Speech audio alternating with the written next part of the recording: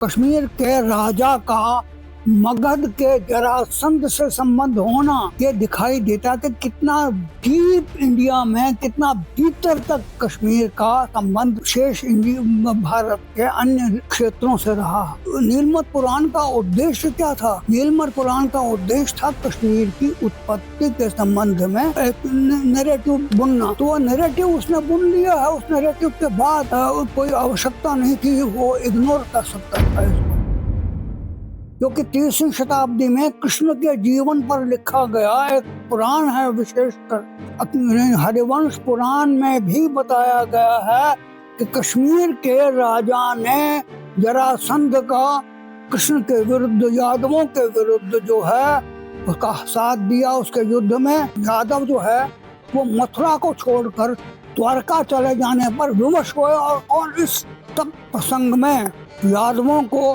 मथुरा से उखाड़ कर द्वारका उनको भेजने में कश्मीर के राजा का भी हाथ रहा है। तो कश्मीर के राजा का संबंध कृष्ण से न सही, जरासंध से ही सही, लेकिन जरासंध मगध का राजा था और मगध जो है पूर्व में कितनी दूर है। तो कश्मीर का भारत के अन्य जो क्षेत्र हैं उनसे संबंध हमेशा रहा है और ये संबंध जो है सिर्फ इससे प्रमाणित नहीं होता है। नमस्कार हमारे श्रोताओं को। पिछले एपिसोड में हमने डॉक्टर शशि शेखर तोशखानी साहब को सुना। उन्होंने कश्मीर की बहुत पुरानी हिस्ट्री के बारे में कुछ बातें आपके सामने रखी और पासिंग में उन्होंने एंड में ये भी कहा था कि महाभारत के युग में कैसे कृष्ण भगवान ने वहाँ की क्वीन जो कश्मीर की रानी थी यशोमती, उसको उन्होंने कश्मीर की गद्दी पर बिठाया था। और ये उस ज़माने की बात है जबकि विमेन एम्पावरमेंट को कोई सोच भी नहीं सकता था और उन्होंने ब्रीफली इस चीज़ को टच किया। कश्मीर की पुरानी हिस्ट्री और सिविलाइजेशन के बारे में बात करते समय मुझे ये याद आ रहा है कि आजकल के युग में काफ़ी प्रयास किया जा रहा है कुछ हिस्टोरियंस की, बायस्ड हिस्टोरियंस की तरफ से, जिन्होंने ये नैरेटिव बनाया हुआ है कि कश्मीर का कोई हिस्ट्री, कश्मीर का कोई कनेक्शन मेनलैंड इंडिया के साथ था ही नहीं कभी। मेरे ख्याल से इसमें ज़्यादा पॉलिटिक्स है और सच्चाई बहुत कम है। ऐसा कहा जाता है कि कश्मीर की पूरी हिस्ट्री जो है सेंट्रल एशिया और नॉर्थ वेस्ट एशिया के साथ जुड़ी हुई है और भारत के मेनलैंड के साथ कश्मीर की हिस्ट्री का कोई कनेक्शन था नहीं। लेकिन कुछ हद तक तो डॉक्टर साहब ने इसको क्लियर कर दिया जब उन्होंने ये बोला कि महाभारत के युग में जो गुनांदा डायनास्टी, तो उनका बच्चा इतना छोटा था वो महाभारत युग में महाभारत के युद्ध में भाग नहीं ले सका और बाद में वो युद्ध समाप्त हो गया और कश्मीर की गद्दी पर उन्होंने यशोमती को कैसे बिठाया कि उनको बच्चा इतना छोटा था कि वो खुद हुकूमत नहीं कर सकते थे। उसी विषय में आज का जो ये एपिसोड है उसमें डॉक्टर साहब हमें आगे ले जाते हैं और ये एस्टैब्लिश करते हैं कि सदियों से, बल्कि हज़ारों सालों से भारत का कनेक्शन कश्मीर के साथ कैसा था और कश्मीर का कनेक्शन पूरे भारत में मतलब नॉर्थ से लेकर साउथ तक और ईस्ट से लेकर वेस्ट तक कितना गहरा था। इस विषय में आज डॉक्टर साहब आपसे बातचीत करेंगे।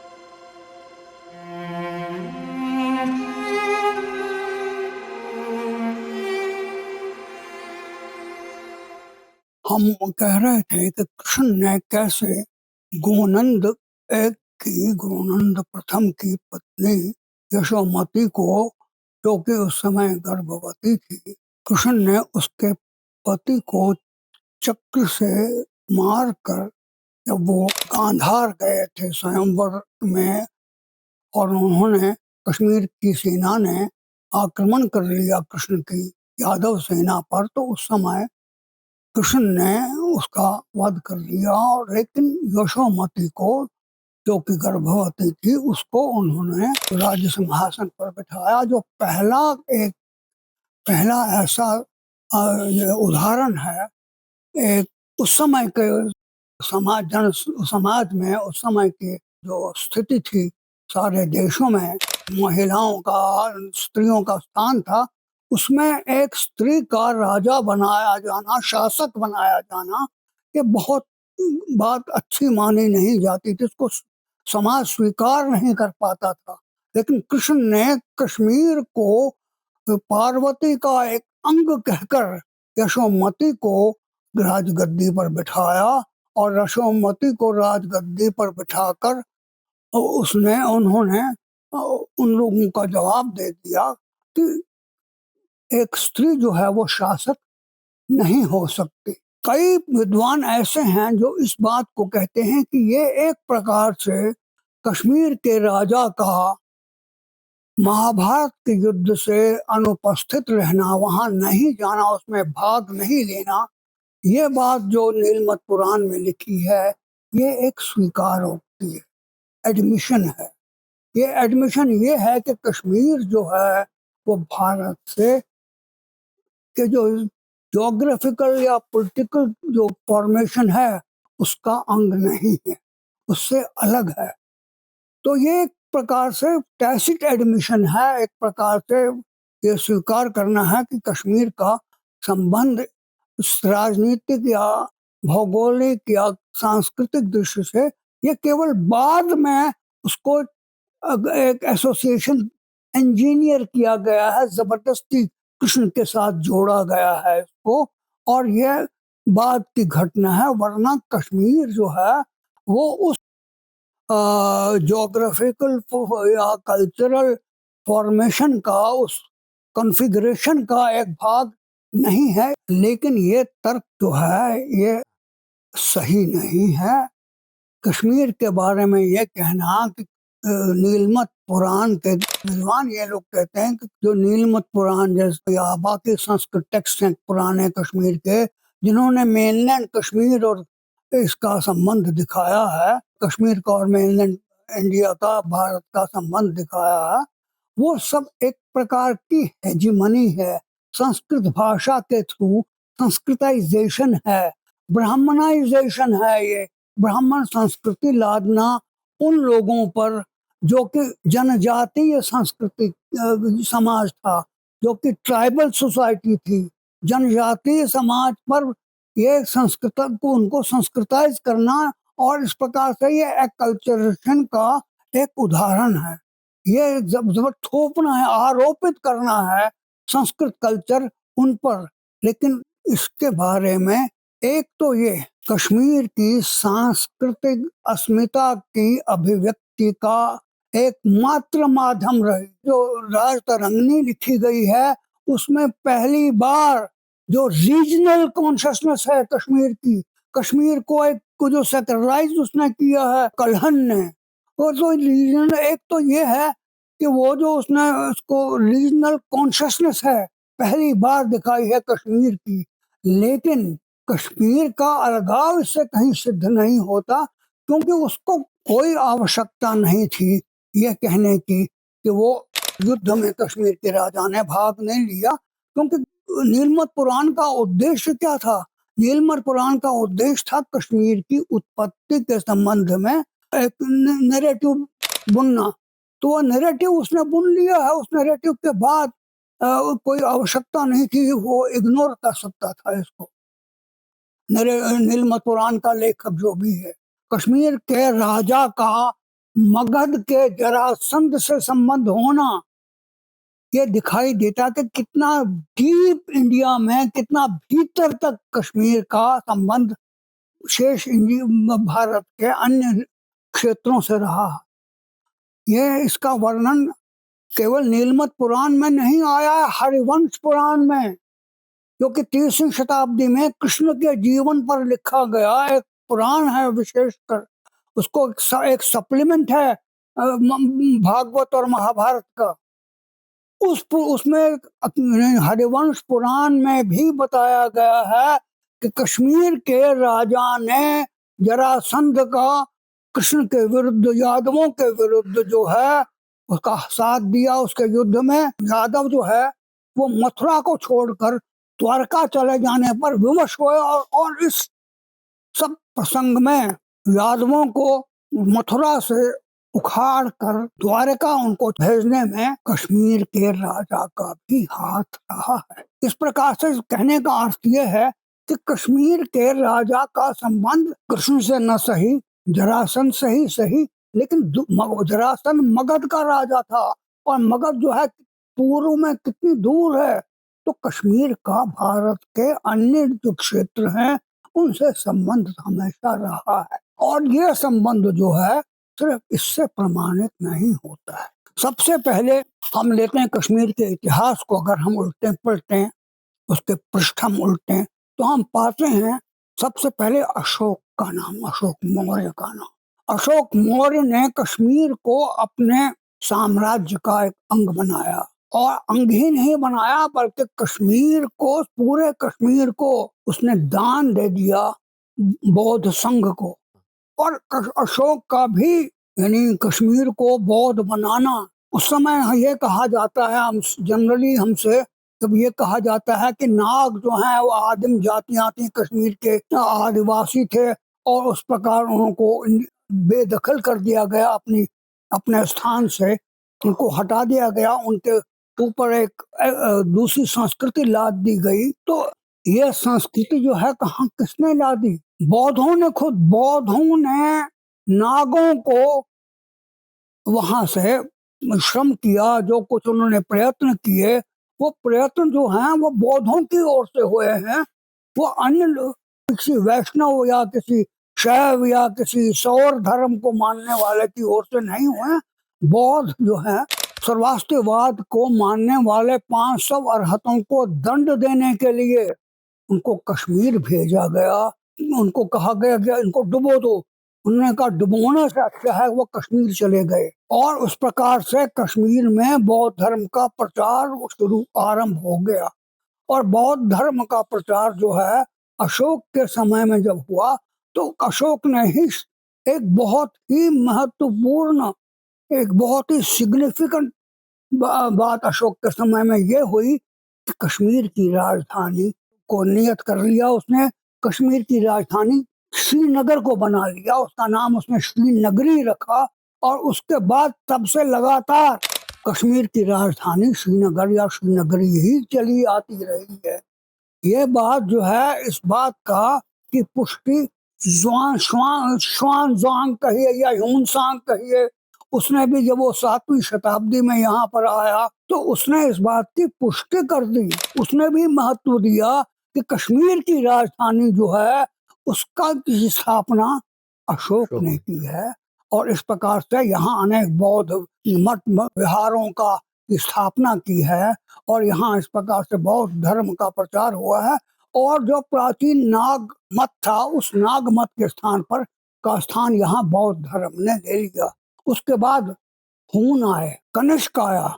कनिष्क ने बौद्ध धर्म को और भी आगे बढ़ाया। कनिष्क ने तो पूरा राज्य का समर्थन दिया, इम्पीरियल समर्थन दिया बौद्ध धर्म के प्रचार प्रसार में, और कश्मीर से ही सर्वास्तिवाद को मानने वाले विचारक जो हैं, बौद्ध भिक्षु जो हैं, वो कश्मीर से बाहर, जिसको आप सिल्क रोड कहते हैं, रेशम मार्ग कहते हैं, वहां से चीन गए, वो मध्य एशिया के देशों में, अनेक देशों में गए, उज्बेकिस्तान है, तुर्कमेनिस्तान है, ताजिकिस्तान है, इन सभी सोवियत देशों में, सेंट्रल एशिया के देशों में, उसके आगे चीन, और उसके बाद कश्मीर से ही, जिसको हम द्वितीय बुद्ध कहा जाता है, पद्म संभव।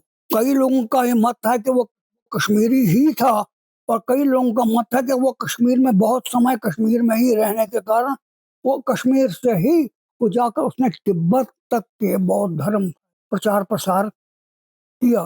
तो इस प्रकार से कश्मीर जो है एक केंद्र बना, एक महत्वपूर्ण भारतीय धर्म इसका समुदाय का, धर्म संप्रदाय के विचारों का, विश्वासों के प्रचार का। कश्मीर के से ही, कश्मीर में बने हुए जो कांसे के बोधिसत्व थे, कांसे के बोधिसत्व लेकर, जैसे हम गणेश को मानते हैं कि ये विघ्न को दूर करता है, तो वैसे ही बौद्धों में विश्वास है कि बोधिसत्व की मूर्ति जो है वो विघ्नों को दूर करती है। तो कश्मीर से जो व्यापारी लोग जो जाते थे, कश्मीर से नहीं, जो वहाँ रेशम मार्ग पर व्यापारी लोग जो तिब्बत और अन्य साउथ ईस्ट एशिया के देशों में जाते थे, बौद्ध धर्म के प्रचार के लिए ही नहीं, अपने व्यापार के लिए भी वो लोग बौद्ध कश्मीर में बने हुए बोधिसत्व की मूर्तियों को साथ ले जाते थे। तो इस प्रकार से यह संबंध जो है, यह हेजिमनी का संबंध नहीं है, और इस कश्मीर ने जबरदस्ती लादा नहीं है। अन्य कोई भाषा उस समय नहीं थी जिस भाषा में पर्शियन में इतिहास लिखा गया, तो 17वीं सेंचुरी तक कुछ नहीं लिखा गया। इसके बाद भी ऐसे विद्वान हैं आजकल जो इस सब को उल्टा करना चाहते हैं, और एक विद्वान है अख्तर मोहिउद्दीन। अख्तर मोहिउद्दीन एक कहानी लेखक रहे हैं जिन्होंने एक सीरीज ऑफ आर्टिकल, लेखों की एक श्रृंखला लिखी कश्मीर के अखबारों में, कलहन की गलत बयानियां। कलहन की गलत बयानियां लिखकर उन्होंने जैसे उदाहरण दिया कि कश्मीर का जो ओरिजिनल लोर है, कश्मीर का की जो ओरिजिनल संस्कृति है, वो तो कुछ और ही रही है। ये तो संस्कृत ऊपर से लादी गई है, जिसमें मैंने कहा कि इसको संस्कृताइजेशन, ये तो लादी गई है। मूल रूप से वो कश्मीर में उसके अनुसार तमिल रहते। आप देखिए क्या कैसे कंसेप्ट्स हैं, और इसको आजकल मैं इसका उदाहरण दे रहा हूँ कि ये जो है विद्वानों का ये जो एक प्रकार से षड्यंत्र है, ये षड्यंत्र आजकल चल रहा है। उन लेखों का अनुवाद अंग्रेजी में हुआ है, और अंग्रेजी में एक नई किताब आ गई है जिसके अनुसार कश्मीर की जो प्रथाएं हैं, कश्मीर का जो फोकलोर है, कश्मीर का जो ओरिजिनल रिलीजन रहा है, कश्मीर के जो ओरिजिनल लोग रहे हैं, वो तमिल रहे हैं। इनसे पहले हाजनी साहब थे। हाजनी साहब ने भी ऐसी ही बातें कश्मीर के बारे में कही, लेकिन उन्होंने, इन सब लोगों ने, या फिदा हसनैन साहब ने, उन्होंने कश्मीर में ज्यूज को आदिवासी बना दिया। कि ज्यूज जो हैं, जैसे अभी भी आपको मालूम है, ये मामूली षड्यंत्र नहीं है, अभी भी शंकराचार्य को तख्त सुलेमान कहने वाले लोगों की कमी नहीं है, और उसमें विदेशी विद्वान सभी एक एक करके, कोई शंकराचार्य नहीं कहता, तख्त सुलेमान ही कहता। जैसे सोलोमन वहां से उड़कर तख्त सुलेमान पर आया और उसने कश्मीर का राज्य संभाला, सुलेमान ही नहीं, ईसा भी कश्मीर में आया, ईसा की भी कश्मीर में मृत्यु हुई, मोसेस की भी बांडीपुर में मृत्यु हुई। मोसेस अपने 100 ज्यूज के टोली को लेकर कश्मीर आया, लेकिन ना तो जिविश भाषा में ना उसका कोई स्मारक मिलता है, न कोई चिन्ह मिलता है, न कोई आर्कियोलॉजिकल कोई प्रूफ इसका है किसी भी प्रकार का, न कोई लिटरेरी प्रूफ है।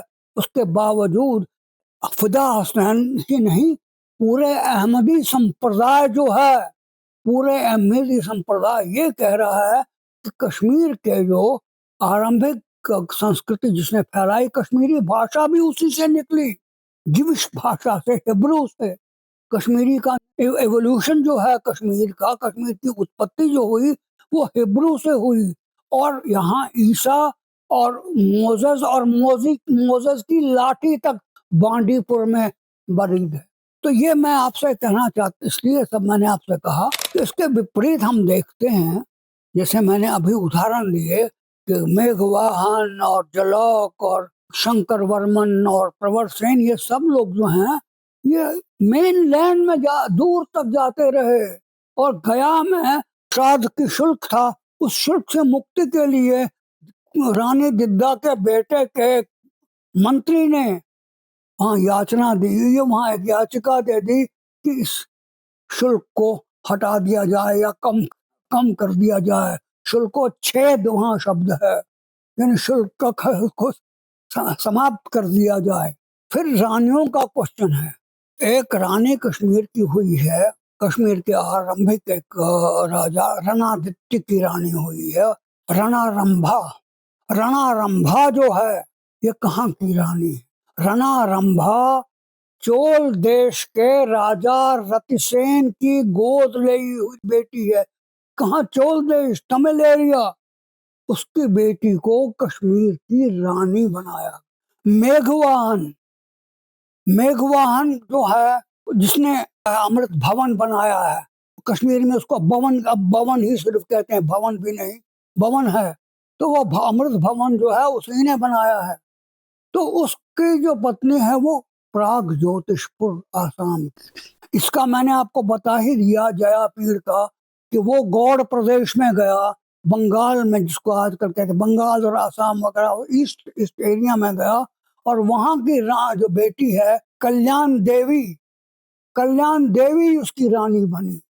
तो ये सब जो है, और इतना ही नहीं, सुसल की रानी, वो भी प्लेन्स से, भारतीय मैदानों से उसको लाया गया।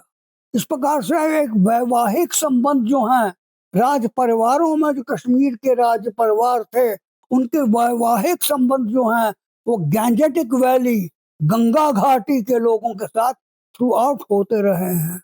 ये एक अलग नहीं कोई रहा है, टोटली आइसोलेटेड और इंसुलेटेड नहीं रहे। यही नहीं, उनके जो मंत्री वगैरह हुआ करते थे, या उनके जो सहायक हुआ करते थे, उन सहायकों में से भी बहुत से गंगा घाटी जिसको कहते हैं, वहां से लोग आते थे।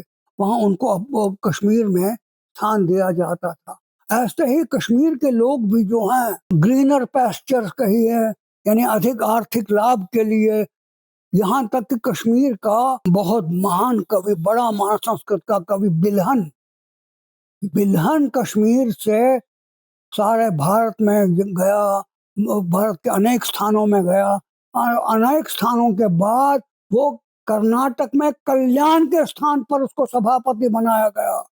विक्रमादित्य त्रिभुवन मल्ल, उसने उसको अपना सभापति बनाया। और वहां से एक अजीब सी कहानी निकली। कहानी ये निकली, ये कहानी है, लीजेंड है, लेकिन ये बहुत महत्वपूर्ण लीजेंड है। राजा ने बिल्हन को कहा कि तुम मेरी बेटी को शिक्षा दो संगीत की। शिक्षा में उनको कहा, लेकिन दोनों ने एक दूसरे को नहीं देखना है। एक को कहा गया ये कोड़ी है, और एक को कहा गया ये कुछ और। वही दोनों में एक पर्दा रखा गया ताकि एक दूसरे को नहीं देखें। लेकिन एक दिन अचानक वो पर्दा उठा देते हैं और पाते हैं कि न तो वो क्या कहते हैं कोड़ी थी, न वो ये बदसूरत कुरूप था। वो दोनों एक दूसरे से प्रेम संबंध में बंध जाते हैं। राजा को पता चलता है तो वो सब इसको सूली पर लटकाने का दंड देता है। इसने सूली पर लटकाए जाने के समय 50 वर्सेस, 50 पद्यों का, बिल्कुल ओरली, मौखिक रूप से 50 पद कहे, चौर पंचाशिका बाद में नाम से वो छपा। One of the best Sanskrit के लिरिकल लिटरेचर में चौर पंचाशिका से अच्छा और कोई काव्य नहीं है। अंत में राजकुमारी उसने कहा, अगर इसको सूली पर लटकाओगे पहले मुझको लटकाओ, और ये फिर मामला सुलझ गया, उनका विवाह हो गया। लेकिन ये नहीं, यहाँ कहानी हमारी अंत नहीं होती। इसको लेकर, इस कथा को लेकर, उसका नाम चंपावती था, एक पूरा सीरीज जो है पेंटिंग की शैली एक पूरी गुजरात में विकसित हुई। गुजरात में चंपावती को लेकर एक चित्र शैली जो है वो विकसित गुजरात में। ये देखिए आप, कहाँ बिल्हन कहाँ से कहाँ पहुंचा। कश्मीर से जब वो गया तब वहां कलश का, अनंत के बेटे कलश का राज्य था, जो कि एक बहुत ही दुराचारी राजा था, जिसके समय में कश्मीर में बहुत उथल पुथल हुई। अनंत को अब्डिकेट करना पड़ा उसके फेवर में, और अंत में अनंत ने आत्महत्या कर ली। यही इसी अनंत के बारे में मैंने आपसे कहा कि इस अनंत ने अपने यहाँ जो मंत्री रखे थे कि अन्य प्रदेशों से, उसने एक मंत्री को रखा था केशव, जो त्रिगर्त हुआ कांगड़ा से था। उसने एक आदमी रखा था अपना मालवा से, पद्मराज। ये बहुत ही अच्छा और इंटरेस्टिंग है, और ये राजतरंगिणी में दिया हुआ है। इतना वीर राजा जिसने दर्दों को दबा दिया, उन पर विजय प्राप्त की, वो पान खाने का बहुत ज्यादा शौकीन था। पान खाने का वो, और वो पान जो है वो पद्मराज, जो कि मालवा से था, मालवा से पद्मराज उसको पान भेजता था। और मालवा का राजा जो था विक्रमादित्य, मालवा का राजा जो है कश्मीर के पापसूदन तीर्थ से उसने शपथ ली थी कि मैं हर दिन प्रतिदिन पापसूदन तीर्थ के पानी से अपना मुंह धोऊंगा। पाप सुदन क्या होता है? पापसूदन तीर्थ वहां पर है शुपियन में। जी हाँ। तो जब तक मैं पापसूदन तीर्थ का ये नहीं पानी से मुंह नहीं धोऊंगा, तब तक मैं कुछ भी खाऊंगा नहीं। वहां जो एक और उसने तीर्थ, सोने के, वहां पर उसने एक अपना सारा सोना लगाकर एक तीर्थ बनाया था उसी ने, मालवा के राजा विक्रमादित्य ने। और ये जो पद्मराज है, ये शीशे के बर्तन में उसको पानी पहुंचाता था वहां पापसूदन तीर्थ का। और इसको पान लेने से ये इसकी स्थिति यहाँ तक हो गई, इतना इसका वो ऋणी हो गया, ये इतना कर्जा इस पर बढ़ गया कि इसको अपना सिंहासन गिरवी रखना पड़ा। यानी ये बहुत अच्छा एक प्रसंग था जिसको भगवत शरण उपाध्याय ने लिखा कि जब कश्मीर का राज सिंहासन एक पान पर गिरवी रखा गया। और उस समय इसकी रानी सूर्यमती को विवश होकर सूर्यमती ने जो अपना राजकोष था, जो अपना ट्रेजर था उसका, उससे पैसा लेकर उसका ऋण चुकाया। लेकिन इससे प्रमाणित हमको उसका ऋण चुकाने से संबंध नहीं है। संबंध है कि कहाँ मालव का राजा विक्रमादित्य पानी कश्मीर पापसूदन तीर्थ से कश्मीर के ले रहा है। ये महत्व ये है। और कहाँ वो कश्मीर के तीर्थ के निर्माण के लिए अपना सारा संपत्ति वहां इन्वेस्ट कर रहा है, उसका संपत्ति उससे उसका स्थान का निर्माण कर रहा है। तो ये जो है ये बहुत ही रोचक कहानी है। लेकिन ये सब है दिखाता कि पारस्परिक ये इतना कटा फटा अलग थलग जो कुछ प्रचारित किया जा रहा है वो नहीं है। ये एक ही भूखंड रहा है, और जिसमें कश्मीर ने जिसकी संस्कृति के विकास में, जिसके प्रथाओं के विकास में, जिसके साहित्य के विकास में बहुत कुछ दिया है। जैसे गंगा के घाटी के लोगों ने, प्लेन्स ने, गंगा के मैदान, या दक्षिण भारत के तक फैली हुई जो भूखंड है, उसने कश्मीर में उसमें काफी योग दिया है। उस तरह से उससे अधिक योग जो है कश्मीर को ने उसका अधिक संस्कृत भाषा, उसका साहित्य, उसका जो ये है एस्थेटिक्स है, उसका जो दर्शन है, अनेक अनेक लेवल्स पर, अनेक अनेक क्षेत्रों में कश्मीर ने सारे सारे भारत को जो है उस कश्मीर का योगदान रहा है। यानी भारतीय संस्कृति के जो विश्वास विचार हैं, जो आइडिएशनल फॉलोइंग्स हैं, जो फिलॉसफी है वो भी, जो विचार, जो एस्थेटिक्स है वो भी, ये सब इतना सब कुछ जो आइडियल्स हैं वो भी, उनमें कश्मीर के लोगों का बहुत बहुत बड़ा योगदान रहा है। कश्मीर के जो एस्थेटिक्स है उसके 6 के 6 स्कूल जो हैं, रस संप्रदाय, अलंकार संप्रदाय, रीति संप्रदाय, वक्रोक्ति संप्रदाय, औचित्य संप्रदाय, ये सब संप्रदाय सभी, all the building blocks of Indian aesthetic theory came from Kashmir. All, mind you, एक नहीं दो नहीं, सब के सब जो इंडियन एस्थेटिक थियरी है वर्तमान रूप में, वो कश्मीर की ही देन है।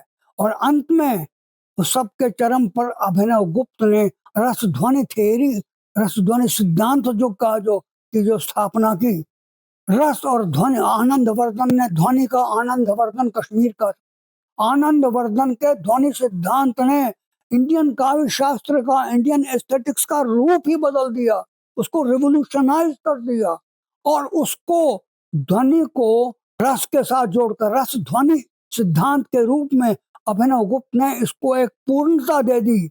और अभिनव गुप्त की उस पूर्णता को अंतिम मुहर मम्मट ने लगाई 12वीं शताब्दी में। मम्मट का जो काव्य प्रकाश है अबाउट कविता के गुण हैं क्या है, दोष क्या है, लक्षण क्या है, सब कुछ जो काव्य के बारे में काव्य प्रकाश है, 75 उस पर टीकाएं लिखी गई हैं सारे भारत में। सारे भारत में किसी उस समय जब प्रिंटिंग नहीं थी, 75 टिप्पणियां, 75 कमेंट्रीज लिखी गई हैं काव्य प्रकाश। और it is known as, it is the last word, it is the last word of Indian aesthetic theory. दो चीजें होती हैं कविता में, काव्य में, एक है उसका स्वाद लेना, वो रस सिद्धांत है, फिर उसको परखना, चखना भी और परखना भी। दोनों में अभिनव गुप्त और Anand Vardhan were the first practical critics, जिन्होंने उसका काव्य का के पैरामीटर्स को न सिर्फ निर्माण किया बल्कि उन परखा भी काव्य को। अब उनने महाभारत और रामायण के बारे में एक तो परखा और फिर लिटरेचर को, काव्य को, समथिंग सहृदय को, रीडर को महत्व दिया। ये जो रीडर को महत्व देना ही आजकल हो रहा है एस्थेटिक्स में, वेस्टर्न लिटरेरी थियरी में आजकल it is become not writer oriented but reader oriented, कि रीडर जिस रूप में ले साहित्य को वही वास्तविक है। तो ये रीडर ओरिएंटेशन अभिनव गुप्त ने उसको सहृदय कहा, इसका हृदय वैसा ही हो। तो ये बहुत बड़ा कॉन्सेप्ट है। तो ये उस समय जो उसको आजकल हम ये स्ट्रक्चरलिज्म और वो आधुनिक जो भी थियरी है, लिटरेरी थियरी है, उसकी बात इतने सेंचुरीज पहले अभिनव गुप्त और आनंद वर्धन ने कही है। ये कितनी बड़ी बात है। और ये सब सारे भारत में एक राजशेखर या एक और को आद को छोड़कर कोई और दूसरा एस्थेटिशियन नहीं हुआ है, कोई और दूसरा सौंदर्य शास्त्री, काव्य शास्त्री नहीं हुआ जिसने भारतीय काव्य शास्त्र को अपने विचारों से समृद्ध किया। फिर शैव शास्त्र के बारे में तो आप जानते ही जानते हैं। कश्मीर से ही शैव शास्त्र जो है, जो कि द्वैतवादी है, द्वेलिस्ट शैव शास्त्र जो है, काव्य को शैव सिद्धांत कहते हैं, उसका आरंभ कश्मीर में हुआ। और अब वो शैव शास्त्र जो है वही शैविज्म तमिलनाडु में, दक्षिण में शैविज्म को, शैव सिद्धांत को स्वीकार किया जाता है। और अद्वैत शैविज्म है जो इतना कश्मीर का जो नॉन डुअल शैविज्म है, वो एक और भारतीय दार्शनिक इतिहास में एक बहुत ही महत्वपूर्ण स्थान रखता है। इसके अलावा मैंने आपको शायद पहले बार भी कहा था कि नीलमत पुराण या बाकी ये सब जो है ये वैष्णव काव्य है। केवल विष्णु के पौराणिक रूप नहीं, विष्णु के तांत्रिक रूप का, उसको पंचरात्र कहते हैं। पंचरात्र जो है वो एक सेक्ट है, विष्णु का आगमिक सेक्ट है, वो आगमिक संप्रदाय है जिसका की स्थापना कश्मीर में हुई। यामुनाचार्य जो कि इसके सबसे बहुत महान आचार्य माना जाते हैं, तमिलनाडु में 11वीं सेंचुरी में अपने ग्रंथ आगम प्रामाण्य में कहते हैं कि पंचरात्र जो है वो कश्मीर आगम है, कश्मीर से निकला हुआ आगम है। और जितने भी इसके जो संहिताएं हुई हैं, जयाख्या संहिता हुई है, पौष्कर संहिता हुई है, सात्वत संहिता हुई है, ये सब संहिताएं जो हैं इनका ओरिजिन कश्मीर। आप सोचिए, इसीलिए आपने देखा होगा विष्णु की वैकुंठ विष्णु जिसको कहते हैं चतुर्मुख मूर्ति, 4 व्यू हैं, 4 व्यू माने जाते हैं कृष्ण के रूप के। उसमें पंचरात्र में वो वो कश्मीर में विष्णु की मूर्तियां जो हैं, वो स्कल्पचर जो है उसी रूप में अधिकतर मिलती हैं और बहुत ही सुंदर है। और अनेक उनकी सुंदर स्कल्पचर जो है आज अमेरिका के म्यूजियम्स में, अमेरिका के संग्रहालयों में पड़े हुए हैं। 4 मुख वाले चतुर्मुख विष्णु, जिसको वैकुंठ विष्णु कहते हैं। ये तो एक मैंने आपको बताया कि ये थियोरी जो है, कि जो भारतीय लिटरेरी थियोरी है, भारतीय लिटरेरी थियोरी का हर एक जो है बिल्डिंग ब्लॉक वो कश्मीर से आया है। इतना ही सिर्फ नहीं है, कश्मीर में नीलमत पुराण की भांति ही विष्णु धर्मोत्तर पुराण की रचना भी हुई बताई जाती। यानी एक एंटायर सेक्ट्स जो सारे भारत में फैला पंचरात्र का, वो उसके सारे की सारी आपने वो संहिताएं पढ़ी ना, मेरे पास हैं। जयाख्या संहिता, जयाख्या संहिता की विशेषता ये है कि जयाख्या संहिता में साफ कहा गया है कि हम जैसे वाक देवी को मानते हैं, वाक द सुप्रीम वर्ड, और ये मानते हैं कि word is the world. Word is the world means कि जिस तरह से जागतिक सृष्टि हुई है, यूनिवर्सल ये मैनिफेस्टेशन हुआ है, उसी लेवल पर, उसी के पैरेलल वर्ड की भी, वाक की भी सृष्टि हुई है और दोनों का आपस में संबंध है। यह सिद्धांत जो है अभिनव गुप्त की और तांत्रिक फिलॉसफी ऑफ लैंग्वेज का एक बहुत ही महत्वपूर्ण भाग है। उसमें यह कहा गया है कि जब ऐसा और इन ग्रंथ लिखा जाए, जब ऐसा ग्रंथ लिखा जाए जो कि वाक देवी को समर्पित हो, उसे शारदा में या नागरी में लिखा। शारदा शब्द का प्रयोग नहीं किया है, लेकिन कश्मीर की लिपि का प्रयोग किया गया है। उसे कश्मीरी लिपि में लिखा जाए, उसे या नागरी में लिखा जाए, और इस अक्षरों को जिन्हें मातृका कहते हैं, इस मातृका अक्षरों का मैं ये कहना चाहता हूं कि जो रिचुअल्स हैं, हमारे रिचुअल्स हैं ग्रंथ को समर्पित करना वाक देवी को, उसमें शारदा लिपि का महत्व दिया गया है। ये क्यों दिया गया है? हम जानते हैं कि सबसे पहले यहाँ भारत में 4वीं शताब्दी तक खरोष्ठी लिपि थी। चौथी, उसके बाद गुप्त लिपि आ गई। गुप्त सोचिए आप, गुप्त साम्राज्य, गुप्त जो एम्पायर थी, उनकी लिपि जो है गुप्त ब्राह्मी से शारदा का विकास हुआ।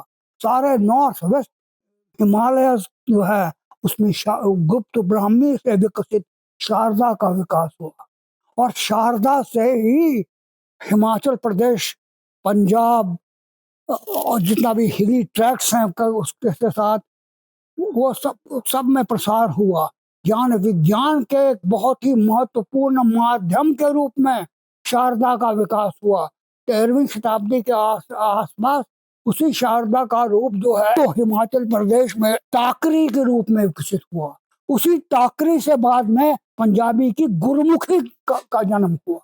यानी पंजाबी की गुरमुखी, और हिमाचल प्रदेश में तो शारदा थी ही थी। शारदा से टाकरी का जब विकास हुआ, टाकरी से गुरमुखी का विकास हुआ।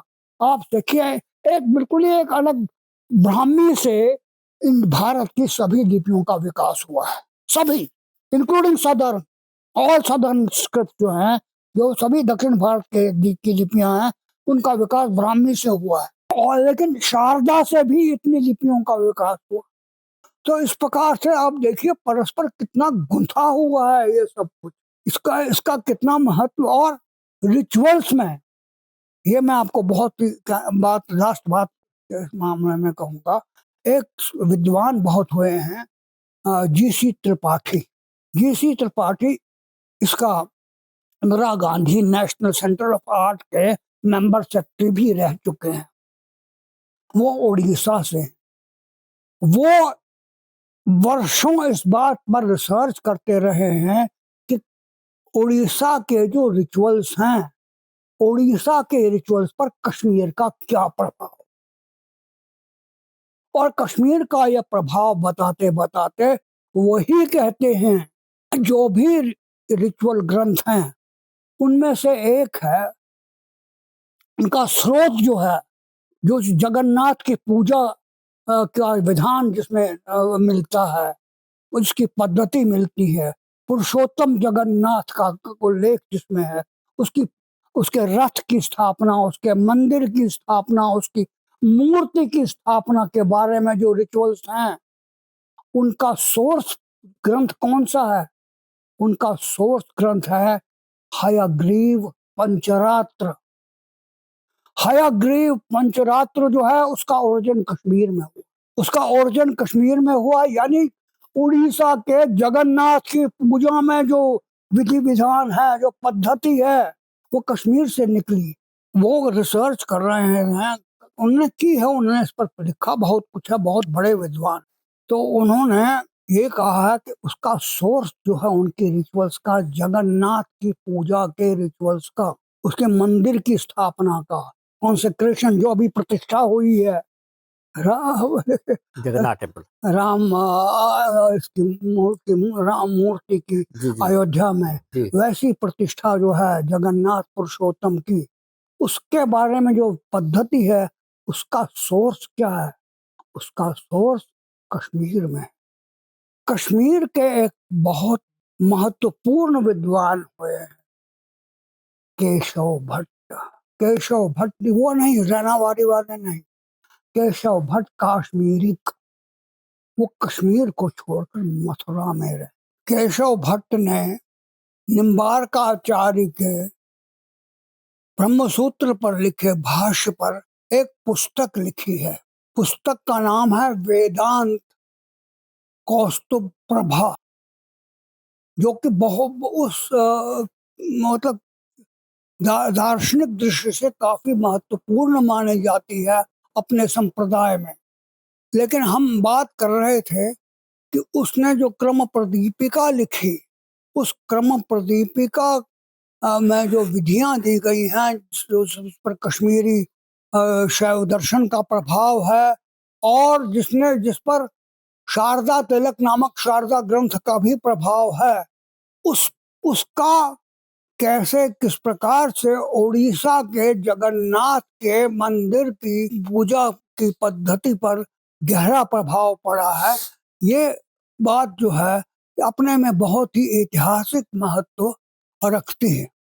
उड़ीसा के रिचुअल्स पर कश्मीरी रिचुअल कर्मकांड का, रिचुअल क्रियाओं का, प्रोसेस का प्रभाव, इतना गहरा प्रभाव पड़ना, ये दिखा देता है कितना इंटीग्रेटेड था कश्मीर, कितना मिला गुंथा हुआ था कश्मीर, धार्मिक दृष्टि से भी, रिचुअल्स की दृष्टि से भी, सांस्कृतिक दृष्टि से भी, कला की दृष्टि से भी, भाषा की दृष्टि से भी, भारत के शेष क्षेत्रों के साथ। इन केशव दास को अपने संप्रदाय में इतना महत्व है कि नाभा दास ने अपने प्रसिद्ध ग्रंथ भक्तमाल, जिसमें उन्होंने वैष्णव भक्तों की जीवनियां लिखी हैं, इनकी भी जीवनी दी है। और इनकी जीवनी देते हुए उन्होंने लिखा है, कश्मीर की छाप पाए, कश्मीर की छाप पाए सगले जगमंडन, दृढ़ हर भक्ति कुठार आन मत विटप विखंडन।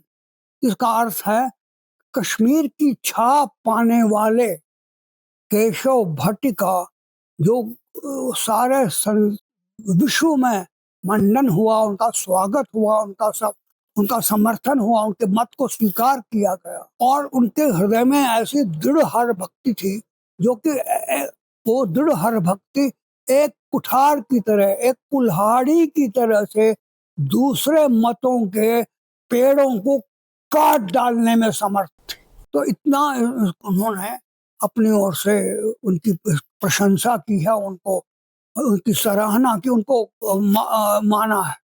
मैं एक चीज भूल गया आपसे कहते कहते, वो है, मैंने ये कहा कि मेघवाहन, रणादित्य और जलौक और मेघवाहन और जयापीर और सब ये सब जो हैं, इन्होंने भारत में अनेक प्रदेशों पर, इसमें कन्नौज भी शामिल है, उन्होंने अपने विजय अभियान, अपने सैन्य अभियान उनके विरुद्ध किए, अंदर दूर तक जाकर। तो लेकिन सबसे अधिक महत्व जो है वो किसकी विजयों का है, वो ललितादित्य है। जो ये हम जानते ही हैं कि मैंने ललितादित्य की विजय उत्सव जो है 2 चैत्र को अभी पिछली शताब्दी 19वीं शताब्दी तक मनाया जाता रहा है। ललितादित्य ने आरंभ पंजाब से कर फिर कन्नौज के यशोवर्मन को हराया।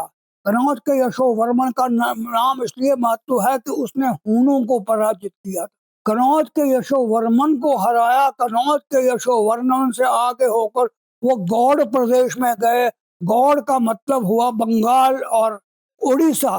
बंगाल और उड़ीसा में गए और बंगाल और उड़ीसा में जाने के बाद वो वापस वहां पर भारत के कर्नाटक तक पहुंचे। कर्नाटक के गुजरात, कर्नाटक, गुजरात के अनेक भागों में, राजस्थान से होते हुए वो वापस कश्मीर लौटे। जब उनको ये पता चला कि तिब्बत की सेना ने उनके राज्य पर आक्रमण किया, यानी इतनी बड़ी विजय, कॉन्करर, इतने बड़े विजेता वो रहे हैं जिनके उनको द्वितीय समुद्रगुप्त भी कहा जाता है। इतने विशाल क्षेत्र में ललितादित्य का साम्राज्य जो है फैला हुआ था। लेकिन जब अपने सभी युद्धों से 11 वर्ष के बाद अपने सभी युद्धों से ललितादित्य वापस कश्मीर आए, क्योंकि शायद उन्होंने सुन रखा था कि तिब्बतियों ने उस पर कश्मीर पर आक्रमण कर दिया है। वापस कश्मीर आए तो अपने साथ अनेक विद्वानों को, अनेक कवियों को, अनेक शिल्पकारों को, अनेक आर्किटेक्ट्स को, वास्तुकारों को तो अपने साथ लाए। तो इसके अलावा भी कश्मीर में उन लोगों को बसा दिया, जिसमें अभिनव गुप्त ने अपने पूर्वज अत्रगुप्त का भी नाम लिया है। यानी वो भी अब ललितादित्य की विजयों के कारण ही कश्मीर पहुंचे। लेकिन उसके अतिरिक्त भी कश्मीर में अनेक समय समय पर अनेक राजाओं ने बाहर के ब्राह्मणों और बाहर के भिक्षुओं और बाहर के सामान्य लोगों में जो कि व्यवसाय ढूंढने के लिए आते हैं, उनको कश्मीर में बसाया, उनको कश्मीर में स्थान दिया। जैसे और गौड़ गौड़ प्रदेश यानी बंगाल और उड़ीसा वगैरह, वहां से आए छात्रों की बात करते हैं। क्षेमेंद्र ने वहां उन छात्रों की बात की है और कहा कि कैसे एक बंगाली छात्र, उसका कैरिकेचर उन्होंने बनाया है कि वहां से वो बिल्कुल कृषकाय, बहुत ही दुर्बल, बहुत ही कमजोर, और यहाँ का मुफ्त का भोजन पाकर वो किस प्रकार से मोटा हो गया और किस प्रकार से उसने कुकर्म दुराचार करना शुरू कर दिया, उसने वेश्यागमन करना शुरू कर दिया। तो ये उसके चाल, वो पान कैसे खाता था, वो कैसे अपना धोती को उठाता था, उस सब का बहुत ही सुंदर व्यंग्य चित्र जो है इसने क्षेमेंद्र ने अंकित किया है। लेकिन ये सब आता है कश्मीर की संस्कृत साहित्य को जो देन रही, जो बहुत महत्वपूर्ण देन रही है, जिस पर हम आगे विचार करें। श्रोताओं, अभी तक आपने डॉक्टर शशि शेखर तोषकानी जी को सुना है और बहुत सॉलिड तथ्यों के साथ उन्होंने ये आपके सामने ये प्रमाण रखा है कि कश्मीर का भारत के साथ क्या जोड़ था, कितना इंटीग्रल हिस्सा था भारत का, और भारत की सिविलाइजेशन के ऊपर कश्मीर का कितना प्रभाव था। मेरे ख्याल से वो लोग जो इसको एक पॉलिटिकल मुद्दा बना रहे हैं और ये कहते हैं कि कश्मीर का भारत के साथ कोई भी कनेक्शन ही नहीं था, उनके मुंह पर एक बहुत बड़ा तमाचा है। मैं ये बताना चाहता हूँ कि हिस्ट्री जो है उसको आप डिनाई नहीं कर सकते, क्योंकि हिस्ट्री आजकल की लिखी हुई नहीं है, हज़ारों सालों से पुरानी हिस्ट्री लिखी हुई है। वो कलहन की राजतरंगिणी हो या उससे पहले वेद हो या उससे पहले कई सारे ऐसे महाभारत हो, तो उन सब में ये बिल्कुल स्पष्ट हो जाता है कि कश्मीर का कनेक्शन भारत के अलग अलग भाग के साथ किस सेंचुरी में कितना गहरा था। बल्कि मैं तो ये भी कहूँगा कि एज अ सिविलाइजेशन कश्मीर के जो ग्रंथ थे या कश्मीर के जो सेजेस थे या कश्मीर के जो हिस्ट्री थी, उसका भारत के ऊपर कितना ज़्यादा प्रभाव था। तो मैं मानता हूँ कि डॉक्टर साहब ने इसको आज क्लियर किया होगा और हमारे श्रोताओं को भी इस चीज़ के विषय में अब कोई आगे शक नहीं रहेगा। Thank you.